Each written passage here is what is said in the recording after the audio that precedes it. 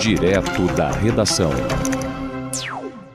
Uma operação da Polícia Federal na última sexta-feira teve como alvo o deputado de Goiás, ele foi eleito por Goiás, o Gustavo Gayer, e também vários assessores. Você vai entender os fundamentos dessa operação, que o deputado é acusado. Gustavo Gayer, ele é conhecido por vídeos que ele grava na internet, sempre com críticas ao STF, sempre com críticas à justiça brasileira, mas dessa vez aqui a operação, que foi autorizada pelo Supremo Tribunal Federal, destaca que ele estaria utilizando dinheiro de verbas parlamentares, dinheiros que seriam destinados ao gabinete, para enriquecimento ilícito. Mas vamos entender aqui os fundamentos dessa operação na reportagem de Priscila Mazenotti. Alvo de uma operação da Polícia Federal nesta sexta-feira, o deputado Gustavo Gayer, do PL de Goiás, é apontado como autor intelectual de um esquema de desvio de verbas parlamentares e falsificação de documentos para a criação de uma organização da sociedade civil. Ele era, segundo a Procuradoria-Geral da República e o Supremo, responsável por direcionar e autorizar as atividades dos demais integrantes do grupo. Era Gayer quem direcionava seus assessores na organização de seus empreendimentos privados mantidos com recursos públicos, destacou Alexandre de Moraes na decisão. Logo cedo foram 18 mandados de busca e apreensão expedidos pelo Supremo. Pelas redes sociais, o deputado negou o envolvimento com o esquema e atribuiu à ação a proximidade com as eleições. Ele não é candidato, mas apoia um dos concorrentes à Prefeitura de Goiânia. Eu acordo às 6 horas da manhã com a minha porta sendo esmurrada pela Polícia Federal. Vieram na minha casa, levaram meu celular, levaram HD, meu SD. Segundo a PGR, o grupo teria feito simulações contratuais para isso. Foram encontradas evidências de ao menos 2 falsificações de documentos, entre elas uma ata de reunião para a constituição dessa organização da sociedade civil com data retroativa ao ano de 2003, quadro social à época que seria formado por crianças de 1 a 9 anos. Inconsistências indicativas do crime de falsidade ideológica, de acordo com decisão da PGR. A Polícia Federal fala em expedientes fraudulentos, consistentes falsificações de documentos e empenho de custos empresariais à conta pública. Até o momento, a Câmara não se pronunciou sobre o assunto. Da Rádio Nacional em Brasília, Priscila Mazenotti. Questão toda que deputado, quando assume o mandato, a Polícia Federal, para desencadear uma operação dessa, deve ter elementos muito fortes, né? E assessores parlamentares, geralmente, quando são escolhidos por determinadas categorias de parlamentares, eles são escolhidos apenas para se virem como laranjas. Praticar rachadinhas tem sido comum em alguns gabinetes parlamentares, seja em Brasília, seja em gabinete de prefeituras, seja em gabinetes de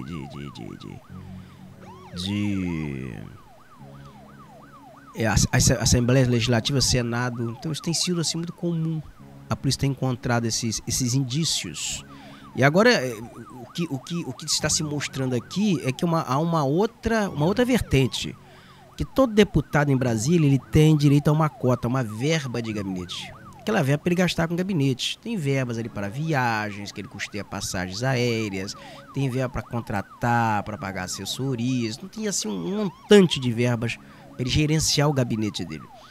O que está se mostrando ali, ao que entendi, é que essa verba de gabinete ela estaria sendo drenada com o uso de assessores, com apoio de assessores, para determinados empreendimentos, determinado tipo de investimentos. É o que eu estou entendendo até aqui. Eu gostaria até de chegar ao desdobramento dessa reportagem com a Manuela Castro, que é repórter em Brasília, que é a repórter TV Brasil em Brasília, porque ela dá uma desdobrada nisso, ela mostra, ela explica, ela detalha melhor como é que era feita essa treta. Vamos à reportagem. As investigações da Polícia Federal mostram que uma associação criminosa atuava no desvio de dinheiro de cota parlamentar para beneficiar uma organização da sociedade civil de fachada. A figura central do grupo seria o deputado federal Gustavo Gayer. As verbas que deveriam ser usadas para cobrir despesas do mandato, como transporte, alimentação e hospedagem, também seriam usadas para custear empresas de Gayer de forma fraudulenta.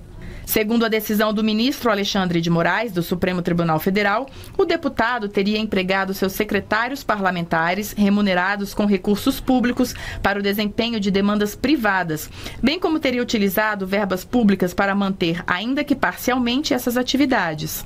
Segundo a Polícia Federal, 4 crimes teriam sido cometidos no desvio de dinheiro público: associação criminosa, falsidade ideológica, falsificação de documento e peculato. Na operação de hoje, cerca de 60 policiais cumpriram 19 mandados de apreensão aqui em Brasília e nos municípios goianos Valparaíso de Goiás, Cidade Ocidental, Aparecida de Goiânia e Goiânia. Na casa de um dos assessores do deputado federal, a PF encontrou R$72 mil em dinheiro vivo. Pelas redes sociais, Gustavo Gayer negou ter praticado qualquer crime e diz que nunca destinou verba pública para a organização da sociedade civil citada na decisão do STF. Sobre as empresas em nome dele, o deputado afirmou que o escritório político fica no antigo endereço de uma escola online que ele possui e que a outra empresa, uma loja de camisetas, nem existe mais. Então olha como era justamente a verba que seria destinada à administração do gabinete para as despesas de gabinete, despesas do parlamentar, que estavam sendo drenadas para determinadas, para cobrir, ao que entendi também aqui, né? Tem uma organização da sociedade civil na história, uma ONG. O dinheiro ele era repassado para uma ONG e dessa ONG então o dinheiro ele passeava, ele transitava, ele sustentava, financiava negócios do parlamentar. Do deputado Gustavo Gayer.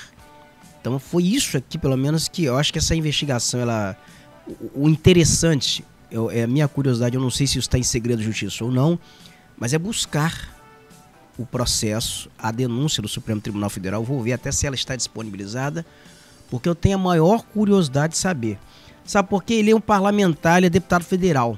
Aqui no estado do Rio de Janeiro, nós temos um deputado estadual que também foi alvo de uma operação da Polícia Federal, que foi a Operação Postos de Midas, que é o deputado que tem base eleitoral na cidade de Campos dos Goytacazes, o Thiago Rangel, mas que essa operação não ocorreu apenas em Campos dos Goytacazes, ela ocorreu também em cidades da região dos Lagos, em Rio das Ostras, em várias outras cidades, onde ele tem negócios.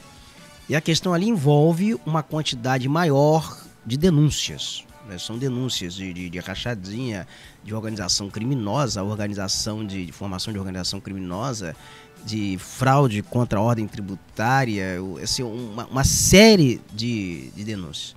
E essa denúncia, no âmbito das investigações, elas também evoluíram, de forma que se espera para os próximos dias, aí eu acho que todo mundo já está em contagem regressiva, um desdobramento desta Operação Postos de Midas.